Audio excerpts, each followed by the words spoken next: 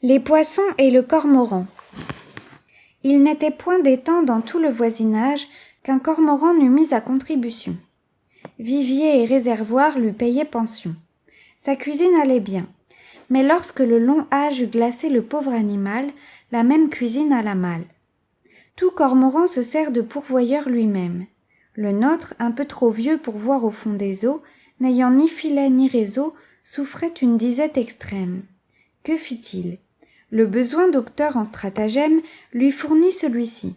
Sur le bord d'un étang, Cormoran vit une écrevisse. « Ma commère, dit-il, allez tout à l'instant porter un avis important à ce peuple, il faut qu'il périsse. Le maître de ce lieu, dans 8 jours, pêchera. » L'écrevisse en hâte s'en va conter le cas. Grande est l'émeute.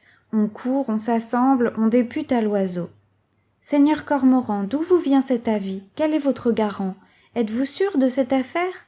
N'y savez-vous remède, et qu'est-il bon de faire? » « Changez de lieu, dit-il. « Comment le ferons-nous? N'en soyez point en soin, je vous porterai tous, l'un après l'autre, en ma retraite. Nul que Dieu seul et moi n'en connaît les chemins, il n'est demeure plus secrète. Un vivier que nature y creusa de ses mains, inconnu des traîtres humains, sauvera votre république. » On le crut. Le peuple aquatique, l'un après l'autre, fut porté sous ce rocher peu fréquenté. Là, Cormoran, le bon apôtre, les ayant mis en un endroit transparent, peu creux, fort étroit, vous les prenait sans peine, un jour l'un, un jour l'autre. Il leur apprit à leurs dépens que l'on ne doit jamais avoir de confiance en ceux qui sont mangeurs de gens.